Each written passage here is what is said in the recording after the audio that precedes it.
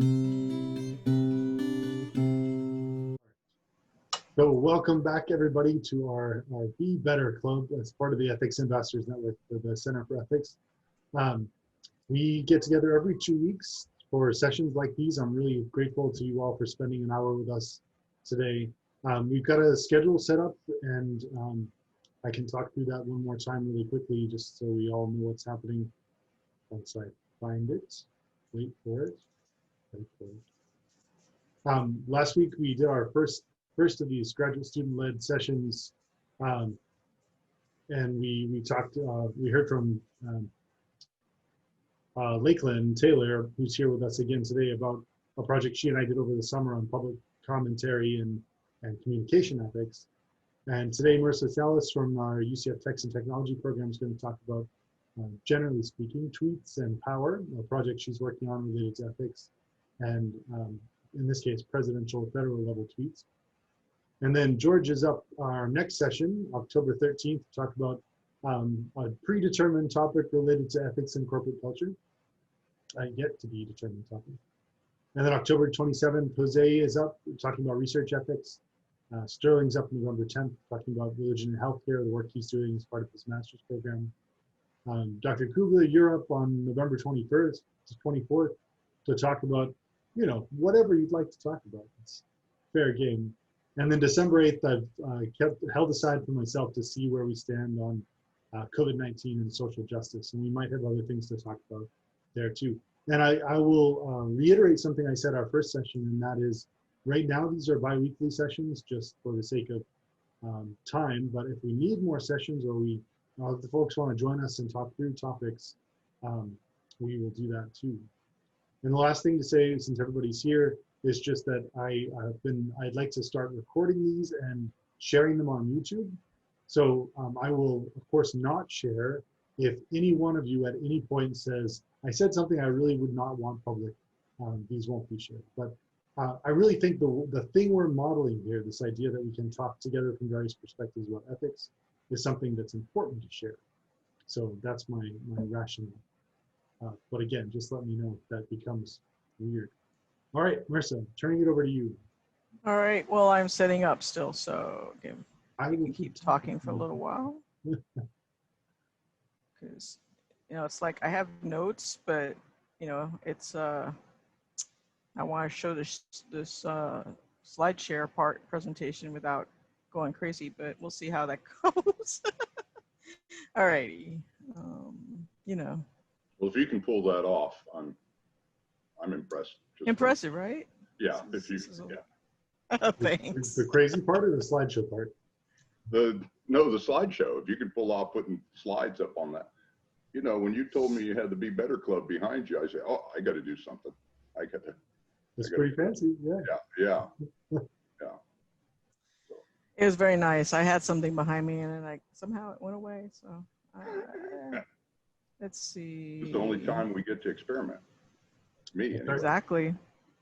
Like, this is share screen, and which screen am I going to share? George is in his racing chair. No. That's right. Let's see. This guy should share that. Let's see if it works the way I should. Boom, boom, boom. What is happening? Yeah, it's magical happenings. Let's see. You can look at my. It's back here somewhere. There you are. Boop boop. All right. Look at that. So I'm gonna try. Yeah. Resize this part so you can do that. Okay. So this is a kind of a high-end view of what I've been doing, because this is a paper that I've collected a lot of resources and a lot of papers on it and thought a lot about it, but I hadn't really put it into any structure yet. But so this will help me out, and it's definitely helped me get to this point. So this is titled Twitter's Publics and Counterpublics of the Trumpian Bargain. So I'll read to you my basic abstract or summarize it essentially is what I'm looking at as people talking on Twitter, both and Twitter as being a sphere where folks are in the commons talking amongst each other, but also it's a way to exchange information, but also misinformation. So that's where we're talking about publics and counterpublics. And if we're looking particularly at the Trumpian bargain, we are thinking about the fact that people who believe him, his followers, the people who vote for him, kind of went into this bargain with him. And like, we'll vote for you because you've said these things. Well, how did that happen, and where did that come from? So my idea is that Trump took advantage of the fractured landscape to plainly speak to those other marginalized people about a post-racial rhetoric that removes their obligations and restraints, and the other marginalized people have entered into a Trumpian bargain, which has come to a halt because of the bleak realities of COVID. Now, the Trumpian bargain has failed them as they flounder for the truth in the flourishing counterpublics, meaning in their world that they built on Twitter, that nothing in there makes sense because they've built this reality, this identity, this truth of themselves and what is really going on based on Trump's words and actions and deeds and whatnot. So these other marginalized people would have to acknowledge, first off, the realities of the Trumpian bargain ignores. To accept the truth of the virus and how it's transmitted, especially found in mass media outlets, would require societal obligations and restraints that they thought they escaped with the Trumpian bargain. So to face the realities of COVID and believe the CDC or mass media outlets, Trump followers have to accept the required societal obligations and restraints that they had escaped with the Trumpian bargain. I'll take questions too if anybody wants to have any questions about that, but that's kind of my thought about why people are doing what they're doing and why there's this anti-mask and some disbelief about COVID. So we have to look back and see where this kind of started. There is just a little bit of information about this. I found some scholarship around the Ebola 2014 rhetoric that Trump put out. So using that and framing it around Fraser and Warner's understanding of the counterpublics, where groups organize against the publics to form oppositional views of their identities, interests, and needs. And we kind of have to look at the group of people who are out there already, have already started to organize in the Twitterverse to create these oppositional views, also to organize. So Twitter itself then provides a medium for the constitution of the counterpublic, but essentially it provides a place for them to thrive. And you add in another part that I found that had to do with apocalyptic thinking, which had been brought in with various authors had mentioned that this was another aspect to where people through time have been using this kind of thinking.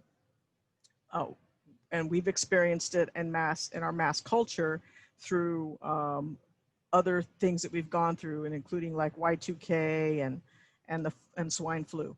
So if Trump uses both the power of Twitter and that apocalyptic thinking, plus his quote unquote billionaire entertainer status, to then harness those people, he uses that information to use his rhetoric and his tweets through Twitter, which are amplified then.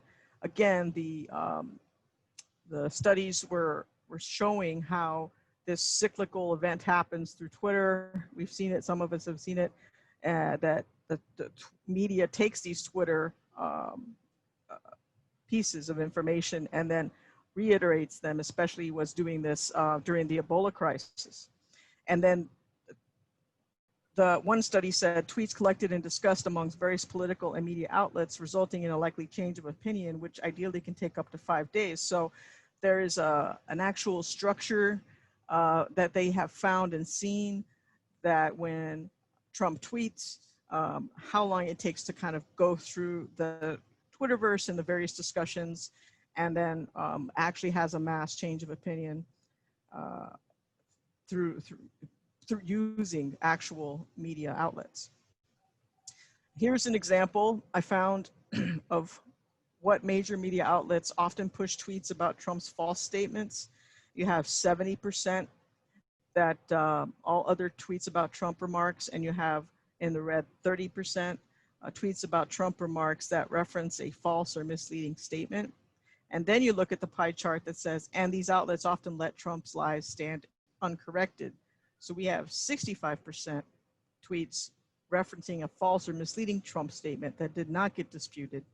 And then the remaining 35% are referencing the false claim that they did dispute. And so they did a study of how the media aids in this basic Trump thought or thinking of whatever he's tweeting. So if we got to compare Ebola, so that's prior to 2016, and in that he found a place to sow distrust in government institutions by suggesting that officials were lying and not doing enough to protect citizens.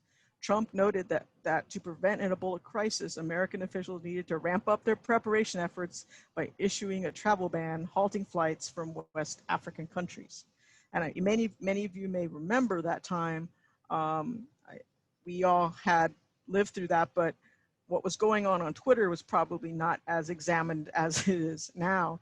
But I think he found his footing through this crisis and is using this crisis as a way to gauge the COVID crisis. So since this was successful for him, you can find that's why he's going the way he's going. So Trump gathers his followers through the Ebola crisis is what I'm trying to say here. So the tweets of the 2014 Ebola crisis highlight the existence of an apocalyptic Twitter counterpublic, and his followers resonate with the counterpublic through the evangelical Christian movement. So this is how we connect the Christian movement, the evangelical Christian movement particularly, with this apocalyptic thinking, which is that the end is near. Okay, so that's what we're saying is like, there is a strong feeling that resonates throughout this group of this, the end is near kind of mentality. And he uses that to get them, and they still believe him. But when COVID comes, he started the same thing. And you've heard quotes from him that said it'll be gone, you know, by this time, by that time, it'll just go away. And, you know, that there'll be a vaccination, but COVID is still here. So if we look at now, where the people that were approval of Trump's crisis response has fallen across these religious groups. So in the graph on the right, you'll see a blue line. That is the net excellent or good job rating. So you can see it decline in the white evangelical Protestants from 81 to 75, and so on for white Protestant non-evangelical 65 to 56, and so on. So that's the blue line declining. And then the brown line is the net fair or poor. So the percent of adults who say President Trump has done a fair or poor job responding to the coronavirus outbreak.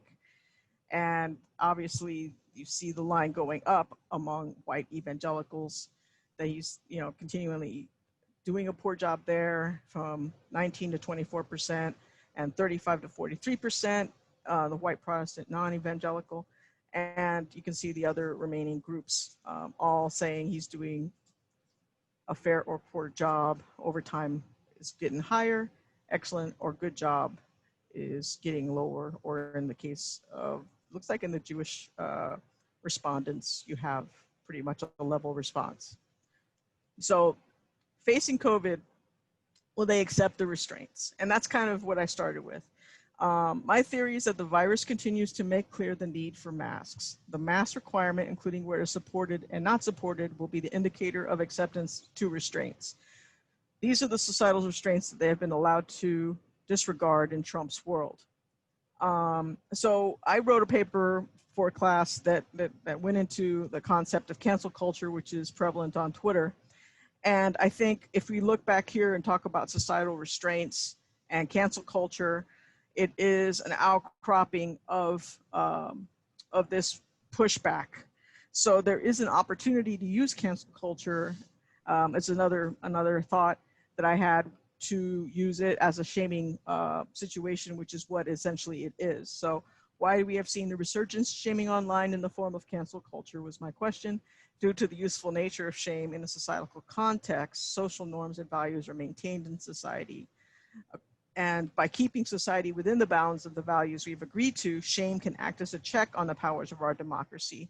That is a possibility. Of course, there's a lot of other side arguments for the cancel culture, which I might have to go into, but there may be, the reason may be why we see it as a response to this, but it also may be something that can have a check on his Twitter presence, on the people who follow, and maybe that's a way to kind of have an opportunity to continue the discussion within that group of evangelicals that follow him. But it's a tough one. So that's essentially the big broad strokes of my paper. I don't want to bog down into the minutia of it, but you know, I will stop sharing my screen so you guys can, you know, ponder what I wrote if you like or dislike or have a question about it. But I certainly think that if I can pull out probably, I already had a paper. I think I can get 2 out of this, but my main goal is to get the 1 paper I needed for the conference that's coming up in October. And they accepted my abstract already, so I really gotta tighten that up, yada, yada, and get that done. But other than that, I see a lot of potential for some other stuff in there about cancel culture and Twitter and its force that can be used for good, not, you know, and that also that, you know, there, I didn't go into ethics, but it's obvious, right? We're talking somewhere along the line, there's an ethical dilemma we're having on Twitter. I don't know. I'm just, you know, there's so much stuff that's out there right now about him and his tweets and analyzing them that I think that there could be a lot of really interesting arguments made. And I don't know if it'll help in the long run, but it certainly will help to discuss it, get it out there in the ether. Questions? Help? Comments?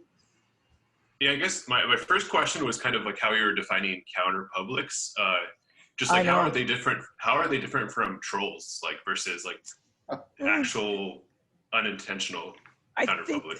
There's probably an academic definition for trolls for sure, but there's also, they're just one of the tiny little subsets of something that's in a counter public, right? You have the counter public, and then you have these, everybody's over here, you have evangelicals over here, you have your little trolls of these types, trolls of these types. So, you know, at some point, I'm sure they all have a little conference, and, you know, but I don't know the actual definition. I know that I went with, there was a reading in particular I had to do with counterpublics and publics. So I was pulling a lot of that discussion for that. And the conference I'm going to, or presenting at online, is going to be those folks who know about those kinds of things. So it's probably a little too, you know, it's in that realm already. So they should be more familiar with how it's defined than you guys are, but I probably redefined it since there's a paper involved in this whole thing. So you saw my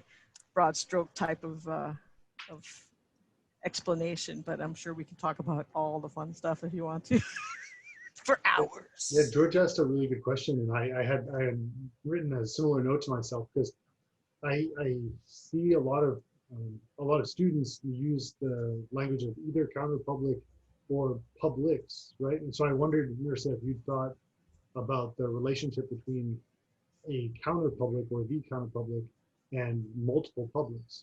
And here in my very naive broad strokes is how I see that working out, right? That there's one set of discourses that talks about there's no one public, that there's multiple publics, and that fractioning or fragmenting has happened maybe because of the siloing effect of social media. There's an argument to be made there. And then there's this other discourse about public versus counterpublic, but that seems to be, at least naively to me, like an older discourse that requires this notion of the public, and then its juxtaposition against counterpublics. The same things happened with discourses around cultures and subcultures. Another one of our colleagues, Emily Tarvin, has been thinking about, in text and technology, has been thinking about publics versus, cultures versus subcultures, and trying to work out how problematic that is in digital spaces.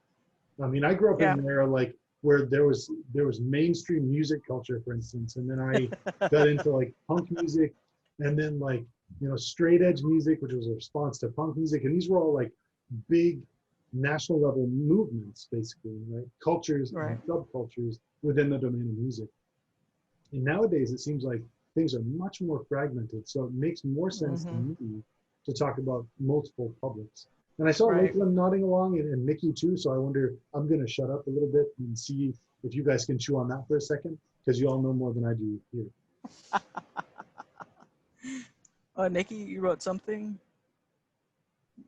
You want to say it? Let's see. Good discussion, role platform rhetorics, scientifically fully overlapping with procedural rhetorics, using a techno-feminist lens to criticize internet discourse. Okay, go to that one. Okay. Yeah, it's a great, it's a web text, so it takes a little while to like click through all the links and read it. I'd love to write like a critique on how that makes it a giant pain in the ass to like read. But I get there. I mean, I think it would have been more effective if they were gonna like to tweet it out, if they were going to, you know, really engage. But basically like with the technos, right? No. But they're basically saying a lot of what like would be kind of like a level down of your work. It sounds like that, you know, the ways we're using these tools are like inherently like toxic and patriarchal and violent, and not to mention that like things like Trump's tweets that are going to be issues of misinformation and possibly attacking groups, right? Like it talks about a video that he tweeted out attacking like some Muslims, and that the people who have to constantly be moderating the content for if it's violating Twitter's rules of ethics have like an incredible amount of labor where they're engaging with constant like aggressive and horrible material to then decide if they let it through or not.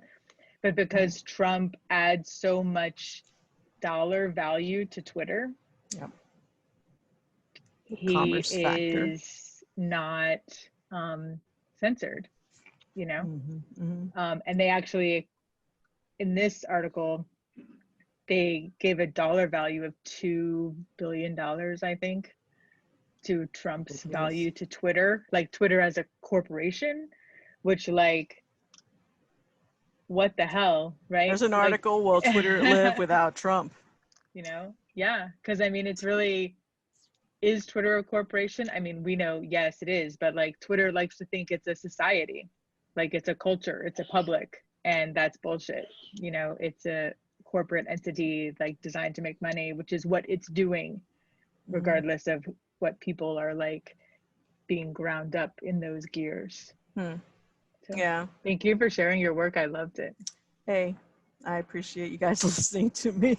It helps, it pushed me, and I think that's another advantage to kind of having this group, is to, you know, push me to do this work, because I would not have even pushed myself to get to this far. And I have had like a folder full of articles that I know I've just been dragging through and just pulling them out as I saw them and saying, I got to look at this, I got to look at this.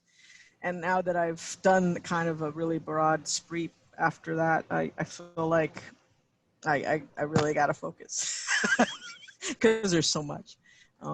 But and like, you know, and just the definition, right? And we're publics, non-publics. Where are we talking about? Is Twitter a public? We're going to have to make a lot of assumptions because there's a lot of academics out there who have already done a lot of work on this in the last 2 years, 2, 3, maybe even after 2016, it went crazy.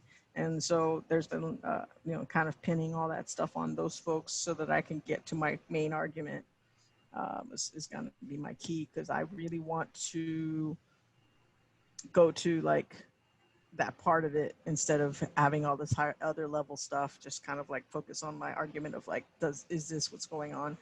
And if it's true, then can we do something about it? I think COVID's going to take him down. I don't think that it's sad, but true. You know, like if he's using the same template that was successful for him, and you can hear it in his rhetoric, he's up 60% more twittering, sending Twitter out stuff out, 60% more stuff. So it's really an interesting indicator, right?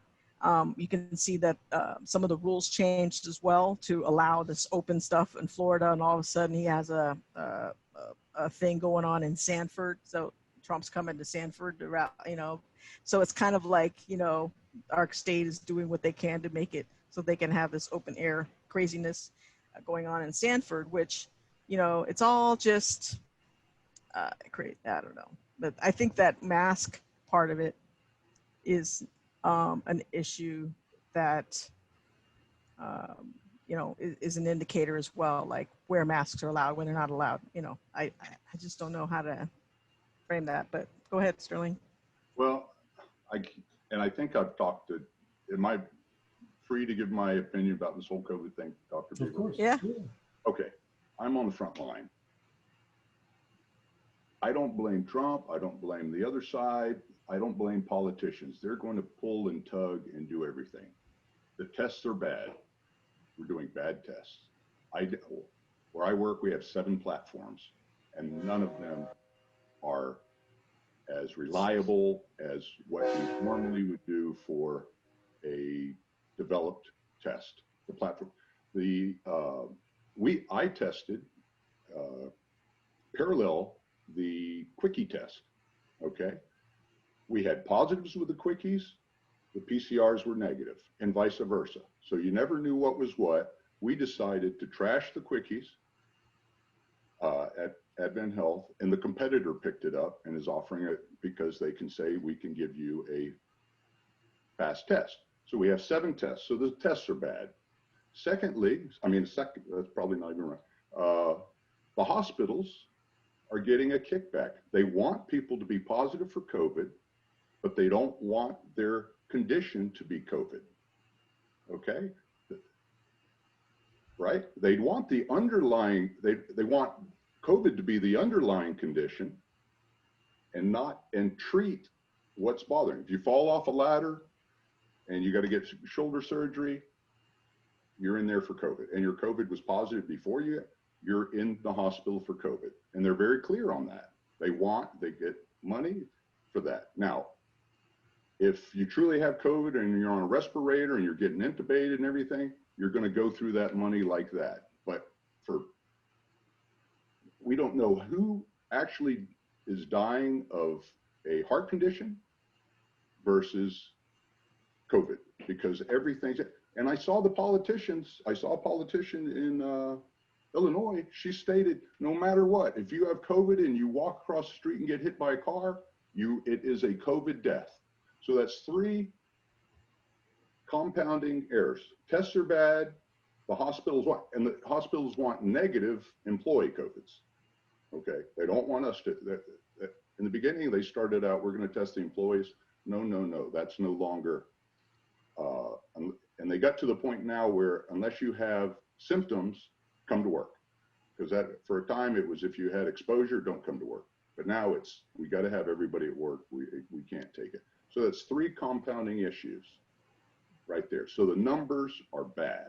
And well, if people can make money off of stuff, they will try. That's pretty much life in general. But I don't think that you have certain things going on at one level that aren't set up. The environment is set up, and there's a discussion going on that we don't really. It becomes at the state level or the county, it becomes politicized. Yeah. I mean, it's all, life is political, really. And what I wanted to tell to Jonathan Bieber, Dr. Bieber, was there is no R&D. We are the R&D for this testing, okay? I think I might have even written him an email about it. We are the R&D, but no big loss, a lot of money, inconvenience, misinformation. Okay, but we're all healthy or not. I don't want to be R&D for the vaccine. Okay, now that's when when you're putting something in me instead of taking something out of me, then we're looking for, to me, that's looking for trouble. And that will probably align very well with Dr. Beaver's final talk at the end of the semester, because that's what I see coming. That the R&D for testing, that wasn't, okay, you got tested. But when we become R&D for vaccinations, all bets are off. I have a problem with that. Yeah. Can I go? I want to go 50,000 foot for a second, because that's where I roll. What? The two topics we're talking about now, right? The sort of upcoming presidential election, what's happened with President Trump over the last 4 years, and what's happened with COVID and the novelty of developing tests for a novel virus, and now novel vaccine for a novel virus. Like, those are two of the most hot button issues we could possibly talk about right now at all, right? And I just want to call attention to that, because again, part of the work that we want to do in the Center for Ethics is make sure that our discussions are focused on the values at stake, right? And the value conflicts that drive these discussions. But something I've said before, I want to reiterate right now, and that is, anytime we're talking about hot button issues, we get hot, right? We get really worked up and the discussions tend to become about the facts on the ground or the case, right? Whether, Marissa, you're talking about like President Trump's tweets, or Sterling, whether you're talking about like the flaws we have in our testing systems. I'm not offering any critique of any of those factual claims, but what I want to push us towards is like, what's going on at I think Nikki, you said it, like the level below, like or above, whichever way you want to go, but what are the value claims that we can talk about as ethicists that get us to understand why these issues are so heated? And I think at the intersection of what Sterling's saying and what Marissa's saying are two things that at least came to my head readily. And one of that is questions about, I froze, am I good? Am I still there? Yeah, you're there. Good, my videos, thank you. One of those things is about knowledge claims, like epistemic claims. So how are knowledge claims linked to ethical values? So Marissa, you started out by saying like, President Trump has this tendency to misspeak, and this is something that you hear even when you're talking about the first presidential debate coming up tonight, right? Pundits are saying like, oh, the thing that candidate Biden has to look out for is the president's capacity to just, to get caught up trying to rebuke president's factual errors or lies, right? So there's like an epistemic manipulation side of this. And that's butting up against, I think, for a lot of people right now, and why this is such a hot button issue, against particular value biases, right? So you might think, for instance, one way to understand why President Trump has the support that he does is because he's seen to stand for issues or stand for values that are more important to a subgroup of Americans than anything else, including epistemic accuracy. And I think, again, pointing at that lets you do two things. It lets you better understand what's happening for people who support the president or support Joe Biden, right? But the ways in which we support political candidates are driven by values we hold. And the closer they can tap into those values, the stronger the support's going to be. Right. And then there's this third thing. So if those are two, like the value biases and the epistemic manipulation question. The third one you mentioned is economics. And this is where I think Sterling and Marissa are also talking to each other about the same concept. But in conflict with those two things is the idea that money plays this tremendously important, formative, foundational value for most of the things we talk about in the US or in, I guess, capitalist society, generally speaking, right? But the questions we have about, testing or not testing hospital employees. My cat is licking himself. I'm sorry. You can see his head. Not inappropriately, I might add. He's licking his back and shoulders. Very So good. I'll let you know if he heads down to the nether regions and we can like edit that out. Sorry. But again, I think this economic question is so important because, you know, money drives so much of the decisions we make. So whether it's like how much money is President Trump worth to Twitter, or how much money are positive COVID tests worth to hospitals, that same value is pushing against these other values we might otherwise hold. And again, this idea that there are value conflicts at work in these discussions, I find so incredibly important. And I think it's again, thing that I keep harping on when we're talking here in the Center for Ethics events, is that I think teasing out those value conflicts lets us see multiple sides of an issue. Mm-hmm. And the only thing I might say about how that links to scholarly work is I don't want us to get, as scholars now, not as citizens, but as scholars, I don't want us to get completely hung up in the details of the case. I know in my own work, like I find a story I'm passionate about. Poor Lakeland knows this, right? Having talked with me about the common rule now endlessly all summer long, like there are particular factual issues, policy issues that are really super important, or I find them important, right? And I want to talk about those details, but I try not to get caught up in the details at the expense of the theory that underlies them. So I think, Marissa, this is where you have to push a little bit too. Like, you know, how exactly do you want to define counterpublics vis-a-vis publics in general? What work does that do when you're talking about this particular case? Is that work you're doing transportable, right? So if something else comes up with President Biden, potential future President Biden, candidate Biden, whatever, Joe Biden, later, can you apply the same critique to that perspective as well? Right. And I think if you can do that, then you're onto something, and that's a Mm-hmm. publishable event, so to speak. Yeah. Well, it is what I'm aiming for is indicators out there, but I think that also you mentioned something about if I'm doing it wrong, but basically it's almost like he's honed into the people who are really listening to him, and he's speaking to them only, and the rest of the the rest of the community doesn't necessarily need to be involved in that discussion. Like it's like a closed counter public going on between him and his people, which is driving everything. Yeah, again though, I mean, just to push a little bit, which again, it's my job as a philosopher, right? But go ahead.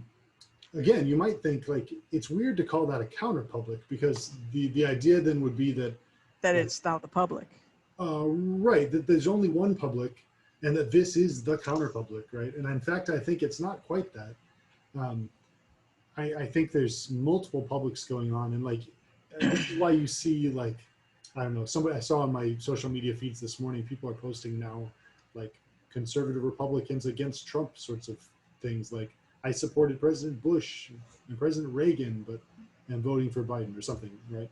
So again, there's like all these nuances to the idea that there are certain publics.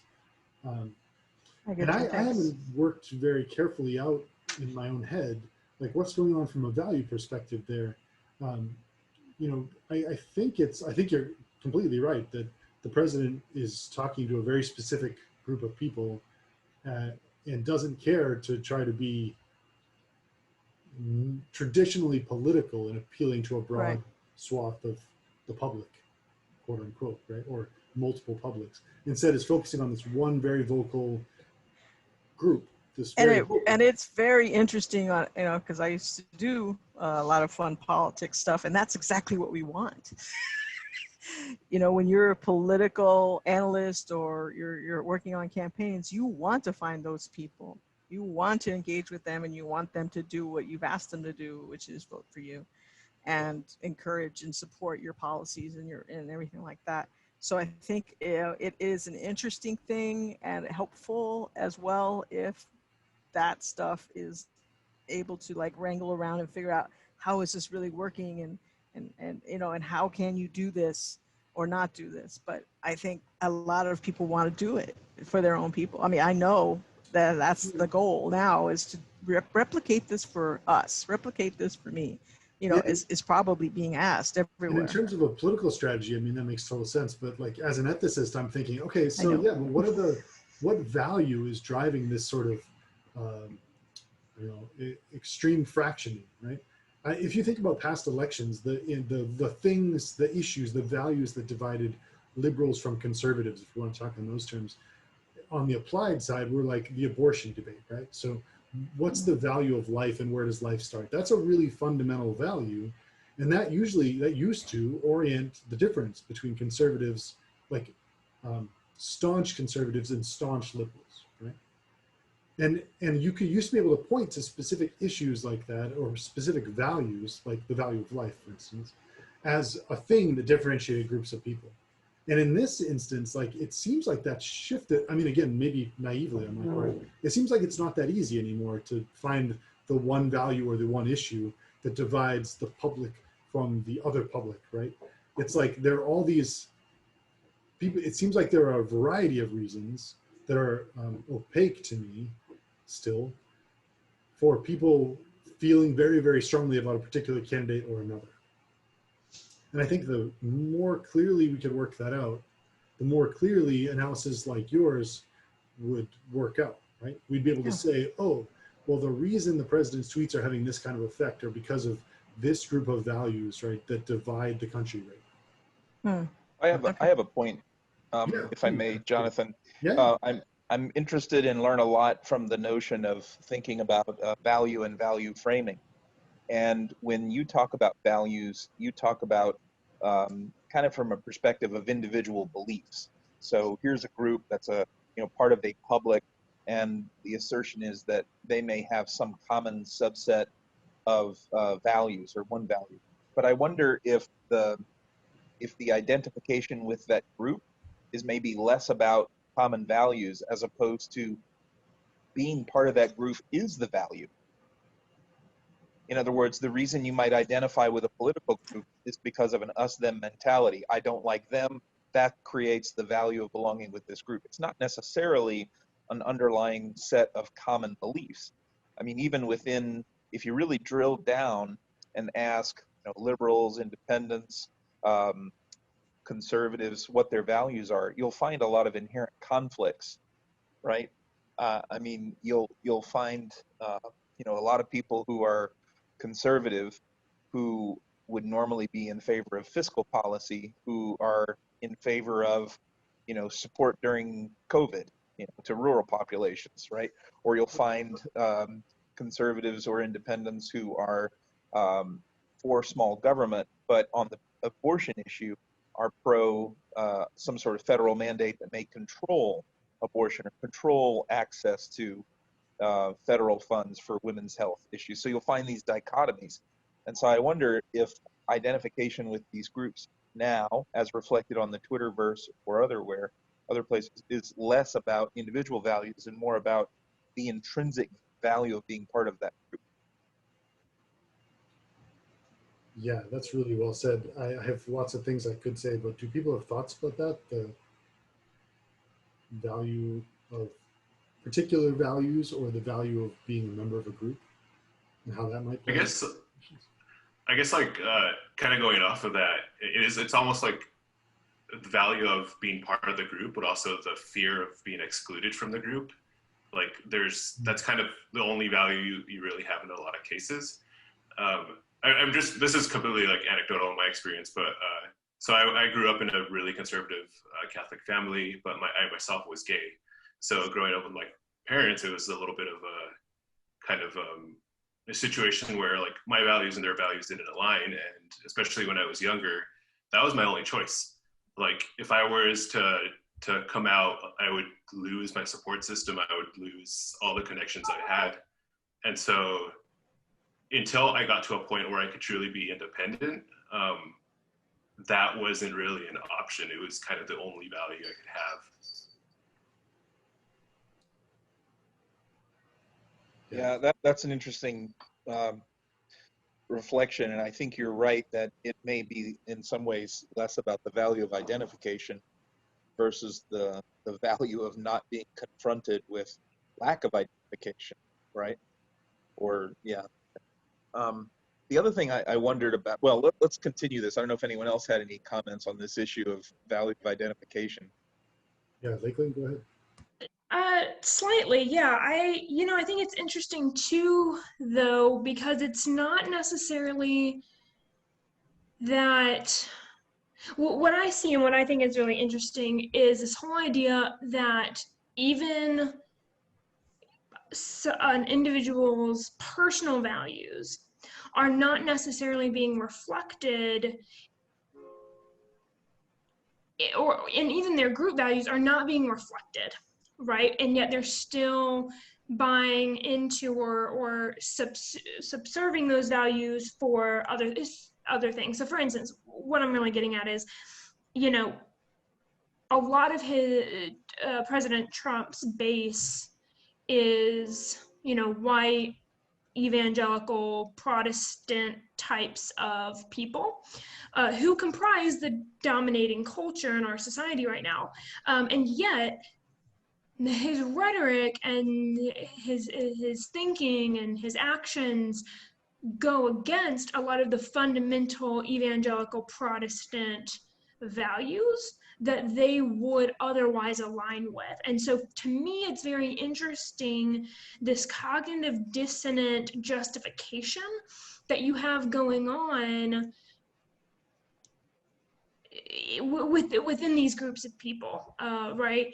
And trying to determine where's the line of value making and value construction and ascribing to another group or another person's values, and how does that all work out, especially when you enter into the variable mix platforms like social media, and how does that sort of shape and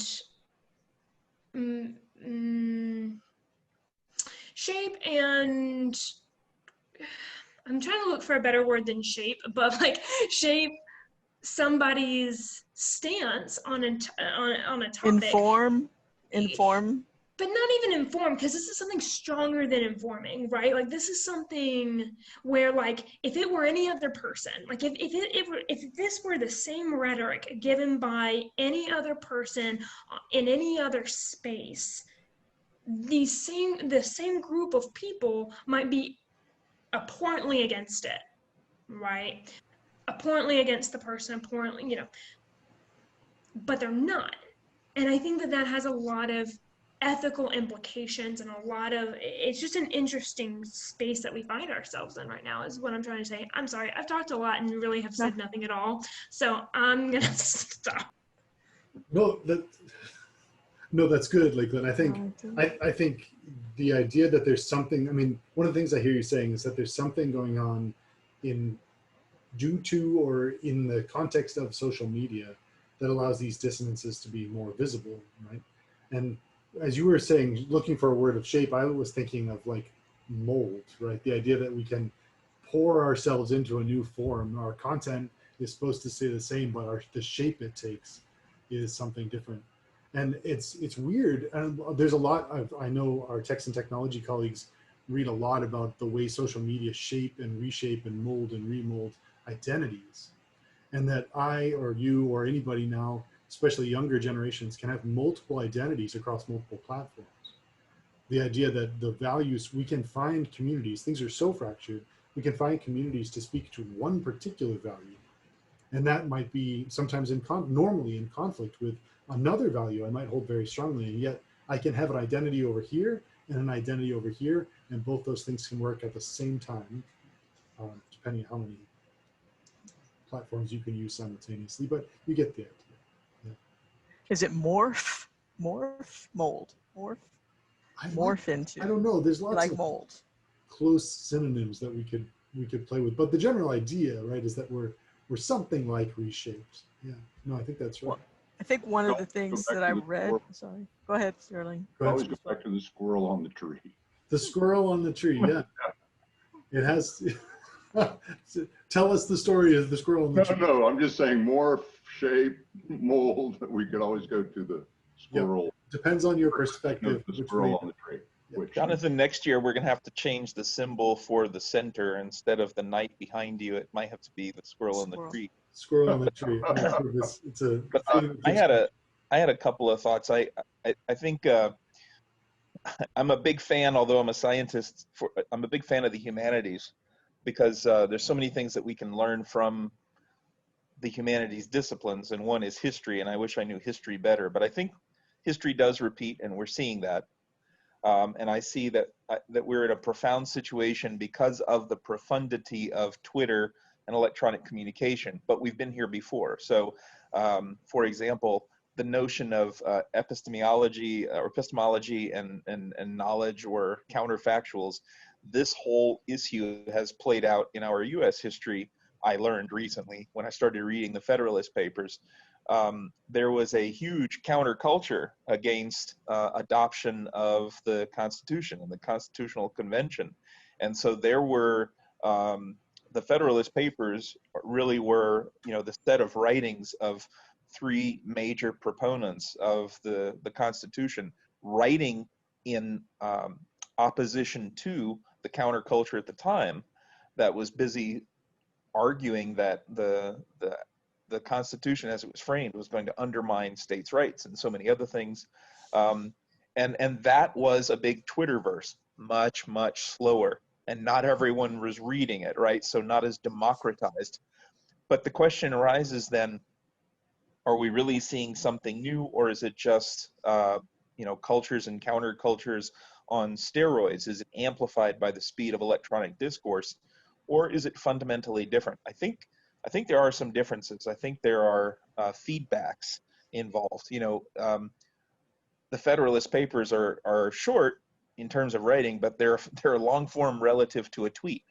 If you're confined to a discourse form that is limited to 140 characters, I know there's another format now, but it's pretty much 140 characters, more or less forces you to use language and iconic phrasing that is self-rheforcing, because you don't have an opportunity in that framework to expound and to develop a rhetorical position and an argument.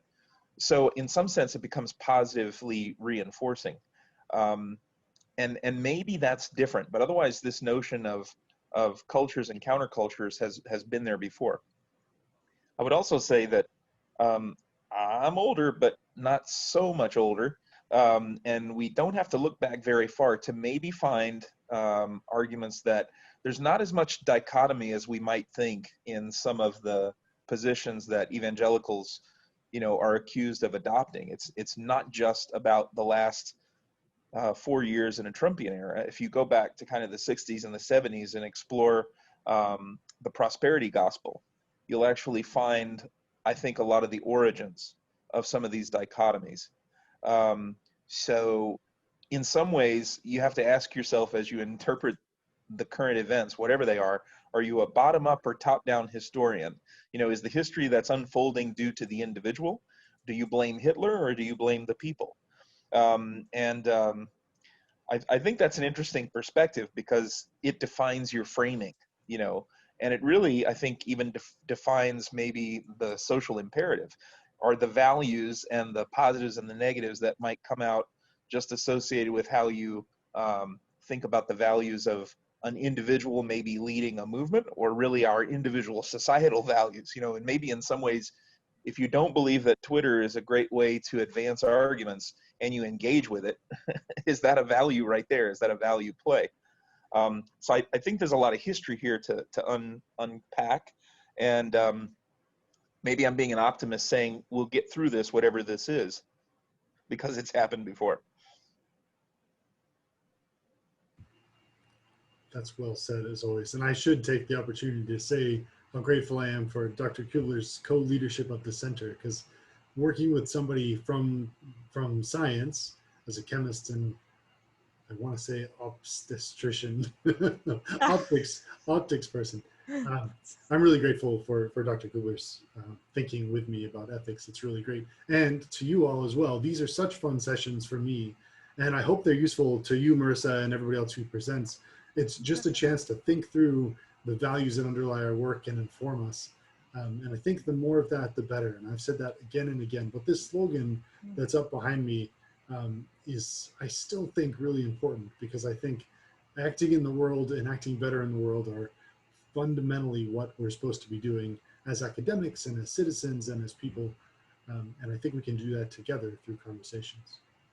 So we have 4 minutes left. If you have any final feedback for Marissa, I will stick around, of course. But Marissa, thank you again for sharing your thinking.